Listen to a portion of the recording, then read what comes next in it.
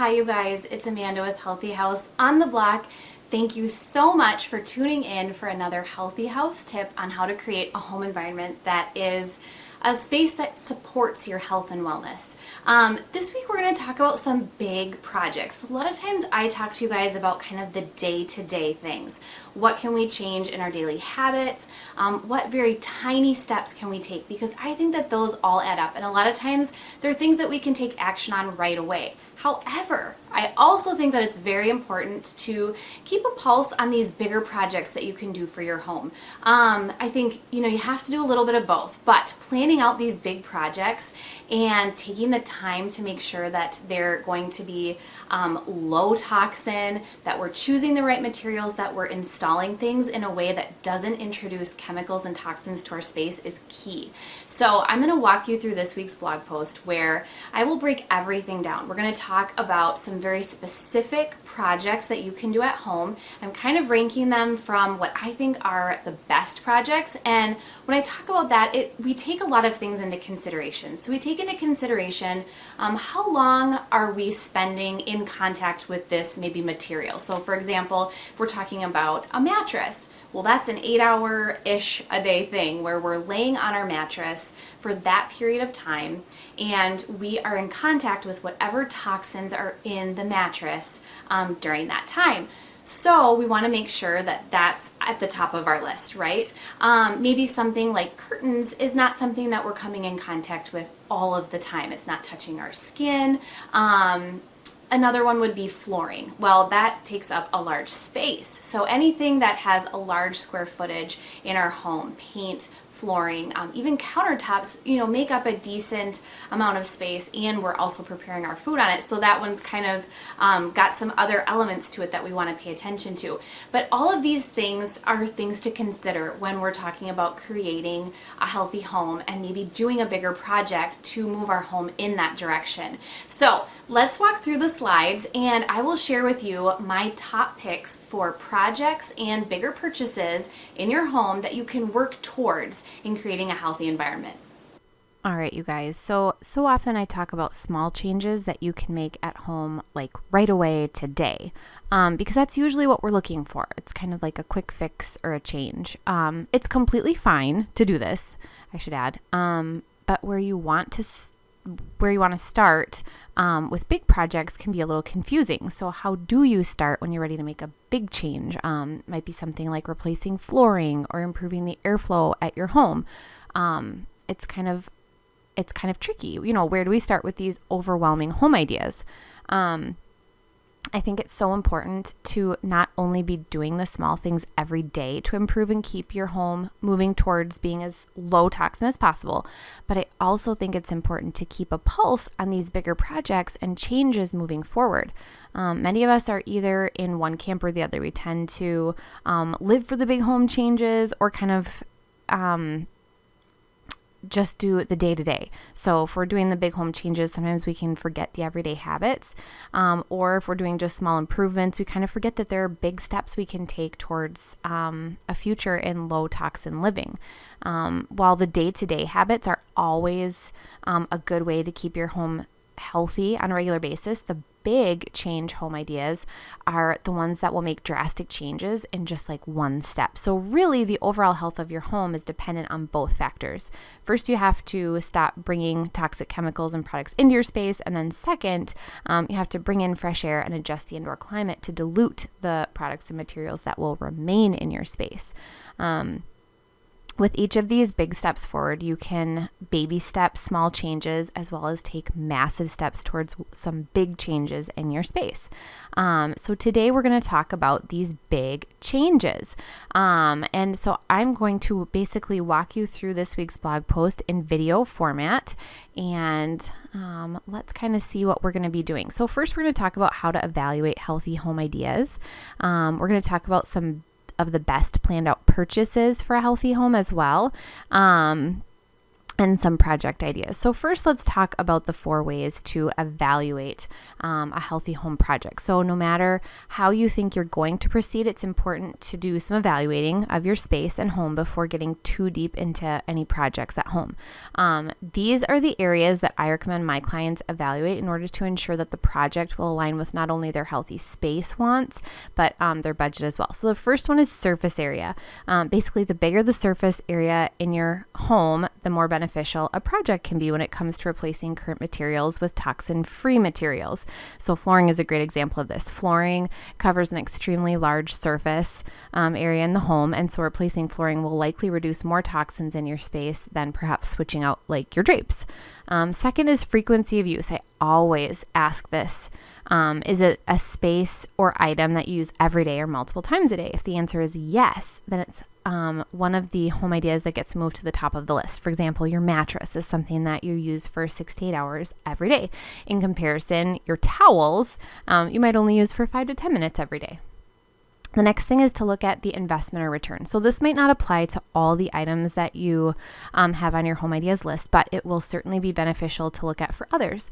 So you won't likely get any sort of return on items like furniture, bedding, mattresses, but you will get a return on adding new flooring to your space, countertops, switching out cabinets, and some things you add to your house will get a bigger return when you sell your house than others. So this might not be something important to you, like if you're planning to stay in your house for a long time.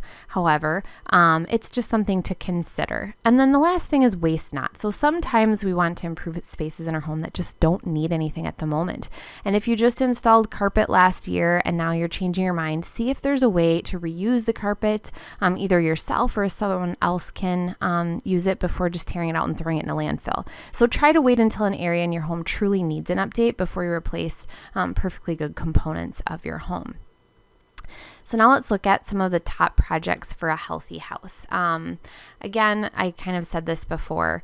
It's important to not only be doing these small everyday tasks to improve your space, but keeping a pulse on those bigger projects and changes moving forward is also going to be beneficial.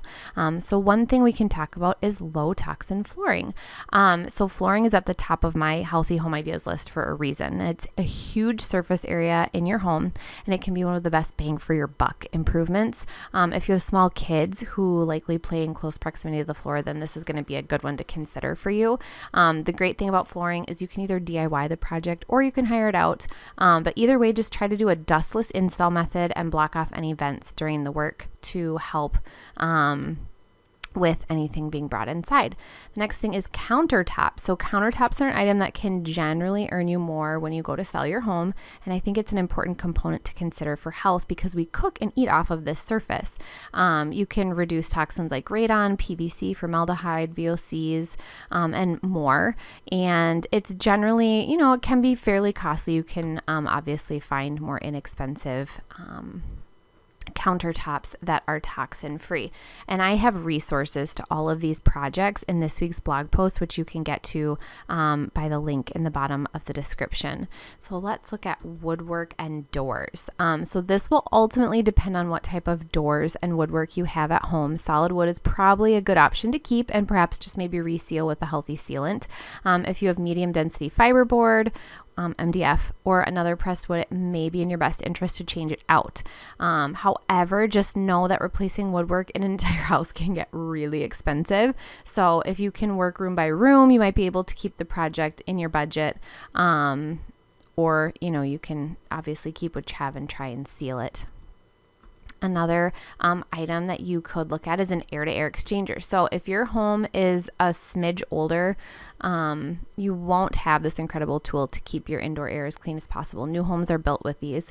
An air-to-air exchanger can be added to just about any HVAC system, and it essentially pushes air from the inside to the outside and brings air inside, runs it through a filter, and then pushes it into your space. It does exactly what it says. It exchanges the air, and it's a great tool to improve the indoor air quality inside your home.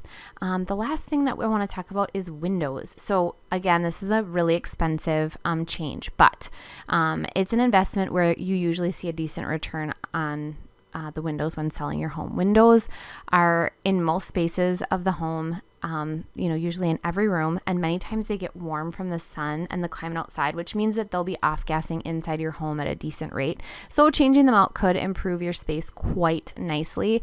And I have links to eco-friendly windows that you can find on my website this week. And then let's take a look at best planned out purchases. So, with each of these small steps, you can baby step small changes as well as take massive steps forward. And sometimes it's just a process to do that. So let's talk about lighting. These are the 4 areas that we're going to talk about. So first is lighting. EMFs produced by lighting can take its toll on your brain's ability to process and to calm. It can also lead to insomnia, sleep disturbances, and depression. And simply changing out your lighting to a less toxic version that emits fewer EMFs can be really helpful when you consider how often we're using or under lights in our home. It's a generally inexpensive thing to do, really no return, but it is helpful in the long run. And then let's take a look at mattresses. So again, this is one where we're not going to see a return on it, but we sleep on our mattresses for almost a third of the day, and they're a bigger investment, which is exactly why mattresses make the healthy home ideas for a bigger improvement, because it is expensive, but it is something that we're coming in contact with for long periods of time. You can also cut out quite a few toxins when we're looking at mattresses. All right. And then a water filter. So while water doesn't really fall into like the category of like a home improvement that we're talking about, it does involve water, which is like our life source. And because water is used so many times during the day, from drinking to bathing to cleaning, it's an important part of our healthy living environment. So with a simple filter, you can actually cut out many contaminants that you might be ingesting or bathing in. And again, this small change can reduce several different types of toxins.